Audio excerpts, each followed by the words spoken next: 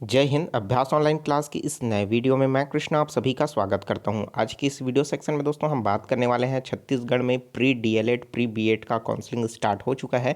तो दोस्तों कहीं ना कहीं स्टूडेंट जो है लगातार कमेंट कर रहे हैं कि काउंसलिंग की फ़ीस कितनी कितनी है, क्योंकि दोस्तों बीएड के लिए अलग है और डीएलएड के लिए अलग है, और काउंसलिंग के लिए कौन कौन सा जो है दस्तावेज लगेगा, अर्थात जो है कौन कौन से डॉक्यूमेंट्स लगेगा। तो इनमें बहुत सारे कमेंट्स आ रहा था, तो मैं इसको वीडियो को आपके हेल्प के लिए बना रहा हूँ। तो वीडियो को लास्ट तक ज़रूर देखिएगा। तो सबसे पहले हम बात कर लेते हैं दोस्तों डीएलएड वालों के लिए। तो चलिए वीडियो स्टार्ट करते हैं।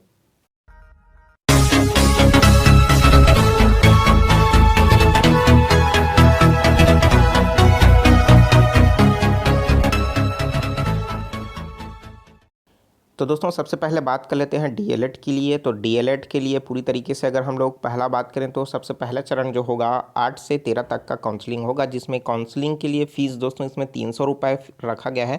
अगर पहले चरण में दोस्तों अगर आप काउंसलिंग कराते हैं तो आपको 300 रुपये पेड करना होगा। उसके बाद अगर आपका सिलेक्शन नहीं होता है, आप फिर से अगर चाहते हैं कि आप मेरा दूसरा काउंसलिंग हो उसमें आप मेरा नाम आए, तो चूँकि आपको इस चीज़ को ध्यान रखना होगा कि इसमें जो है पहले चरण की काउंसलिंग में 2 बार जो है चयन सूची के लिए नाम आने वाला है। प्रथम का जो लिस्ट है वो आएगा, उसमें एडमिशन नहीं होने के पश्चात जो है आवंटन सूची फिर से द्वितीय बार निकाला जारी किया जाएगा। उसमें दोस्तों अगर कहीं ना कहीं फिर से इसके लिए द्वितीय सूची के लिए काउंसलिंग स्टार्ट होगा, और अगर फिर से अगर आप काउंसलिंग कराते हैं तो आपको फिर से इसमें दोस्तों 300 रुपये का आपको पेमेंट करना होगा, ठीक है। और यहीं पर दोस्तों अगर आपका जो है सिलेक्शन नहीं होता है तो इसमें फिर से आपका सेकंड लिस्ट जो है जारी किया जाएगा, और अगर दूसरे में भी आपका सिलेक्शन नहीं होता है तो तीसरा जो काउंसलिंग आपको भरना पड़ेगा। तो तीसरा काउंसलिंग फॉर्म भरने के लिए दोस्तों फिर से आपको है 300 रुपये का पेमेंट करना होगा। अगर 3 काउंसलिंग अगर आप करा रहे हैं तो 300 का पेमेंट आपको करना होगा, ठीक है। अगर आपको लगता है आपका रैंक है ठीक ठाक है तो आप जो है पहले ही राउंड में काउंसलिंग करा लीजिए।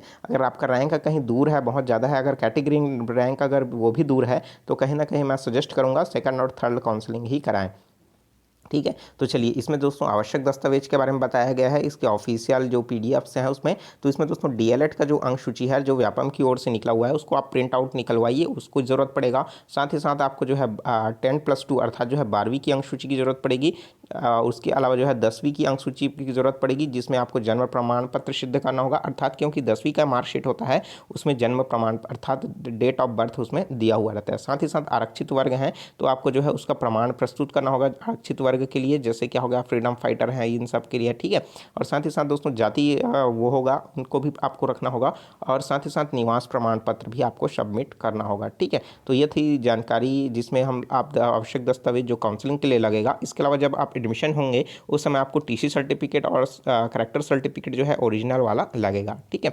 तो चलिए दोस्तों अगर मैं इसके फीस के बारे में आपको मैं बता देता हूँ। देखिए यहाँ पास आगे बताया हुआ है, तो इसमें जो है काउंसलिंग के लिए इसमें जो है फीस जो है 300 रुपये जो है जमा करना होगा एसबीआई के ई पेमेंट के माध्यम से, ठीक है। चलिए अब बात कर लेते हैं दोस्तों बीएड के काउंसलिंग के लिए दस्तावेजों के लिए और उसके फीस के बारे में। तो चलिए देखते हैं।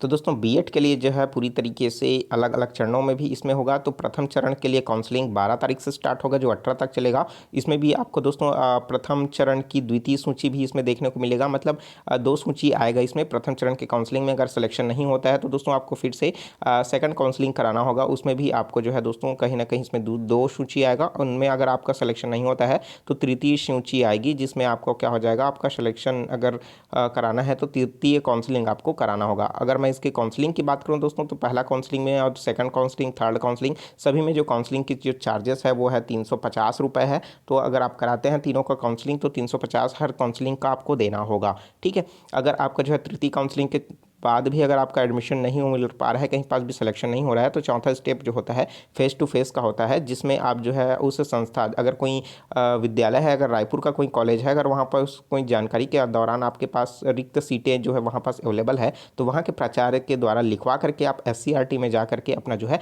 एडमिशन ले सकते हैं, ठीक है, जिसको कहा जाता है face to face admission process, ठीक है। तो इसके लिए दोस्तों आवश्यक दस्तावेज के बारे में हम लोग बात कर लेते हैं। तो इसमें भी आवश्यक दस्तावेज के बारे में से पहले देखिए मैं आपको दिखा देता हूं कि इसमें पेमेंट का जो प्रूफ है वो इसमें कितना देना होगा। तो देखिए यहाँ पास स्पष्ट रूप से आपको देखने को मिलेगा कि काउंसलिंग सीट के लिए जो उसमें काउंसलिंग जो है 350 रुपये की जमा राशि आपको करना होगा, जो एसबीआई पेमेंट ई पेमेंट के माध्यम से होगा, ठीक है।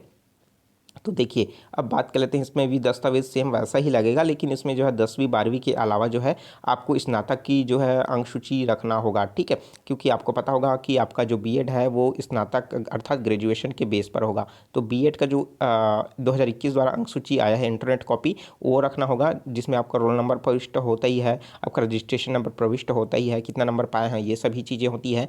बीएड पाठ्यक्रम के प्रवेश के लिए पात्रता जो है स्नातक है, तो स्नातक के तीनों वर्ष की जो अंक सूची है आप उसको रखना अनिवार्य होगा। उन्हीं की जो है स्नातकोत्तर के माध्यम से अगर आप ले रहे हैं, मतलब आप एमएससी करने के बाद या एमए या फिर एमकॉम या फिर मास्टर डिग्री अगर किसी भी चीज़ में किए हैं उसके बाद अगर बीएड कर रहे हैं तो आपको उस मास्टर डिग्री का अंक सूची रखना होगा दोनों वर्ष का, ठीक है। साथ ही साथ जन्म प्रमाण पत्र सिद्ध करने के लिए आपको 10वीं और 12वीं अंक सूची रखना होगा, जिसमें इसके लिए जो दोस्तों न्यूनतम जो वर्ष रखी गई है वो कहीं ना कहीं न्यूनतम वर्ष 20 वर्ष होना अनिवार्य है। मतलब 20 वर्ष से कम उम्र के जो है बीएड नहीं कर सकते, ठीक है। उसी तरीके से आरक्षित वर्ग एवं संवर्ग के लिए आपको जो है प्रमाण सिद्ध करना होगा। अगर आप फ्रीडम फाइटर हैं तो उसके लिए सर्टिफिकेट, अगर आप सैनिक वर्ग से हैं उनके लिए जो है उनके लिए भी सर्टिफिकेट आता है, तो उनको समक्ष प्रस्तुत करना होगा। एसटी एससी ओबीसी कैटेगरी के जारी करने के लिए दोस्तों उनके लिए भी आपको जो है प्रस्तुत करना होगा। साथ ही साथ जो है निवास प्रमाण पत्र अगर आपको सबमिट करना होगा, ठीक है। तो ये सभी दस्तावेज आप अपने साथ रखिए काउंसलिंग के दौरान, क्योंकि इन सब की ज़रूरत आपको पड़ेगी।